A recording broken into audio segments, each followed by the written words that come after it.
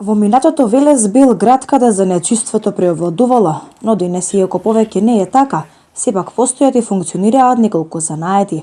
Еден од занаетите кој можеби не е многу распространет во моментов е чевларството. Честа да ја добие наградата за најуспешен занаетчи во 2014 година ја имаше токму чевларот Душко Јаневски. Тој за Велес ТВ онлайн вели дека неочекувано ја добил наградата, која за него значи мотив за уште поголем успех. Постоењето на старите занаети е многу битно во Велес. Наградата што ја добивме, али сега треба да оправдаме, нели, за да биде целосна. Ни избра за 2014 најуспешен занаетчија. Во понатомошното работење значи наградата да пред се нели, без разлика дали е парична или не парична, пред се значи афирмација на занаетот, нели? И благодарност до граѓаните на Велес што имаат доверба во нас, што носат кај нас за сервис.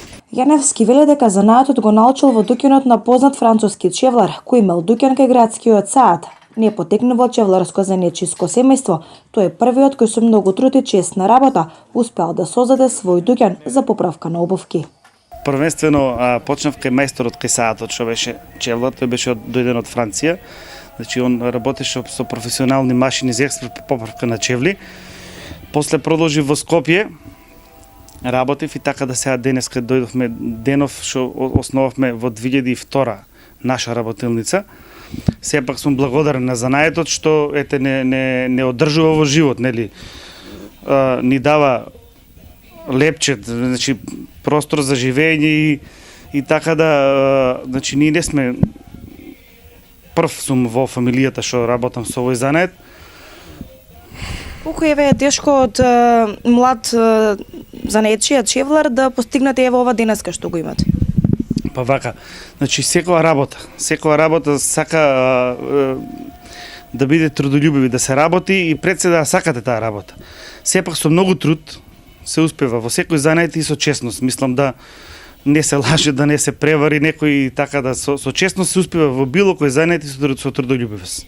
Според него во Велес чевларскиот занает е многу малку застапен, но се согласи дека во денешно време полека изумираат и другите занаети. Занаетите у Велес постојат, не викам дека не, али се поретки. Кој што спомнав и преска, претходно младите се одредуваат на некоја работа што брзо би им донела пари, нели?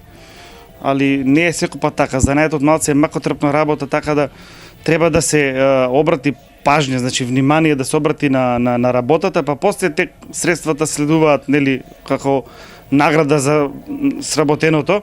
Со макотрпна работа и истреност во истата, Јаневски се труди обувките да ги направи квалитетно.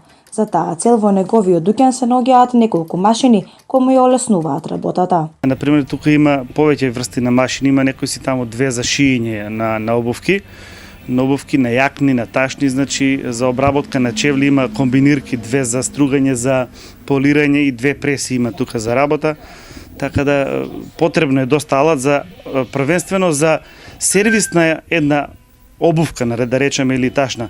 А па да не спомнам колку треба за изработка на една обувка. Покрај чевлар, Душко Јаневски поседува и сертификат за обучувач на млади лица кои имаат желба да го научат чевларскиот занает.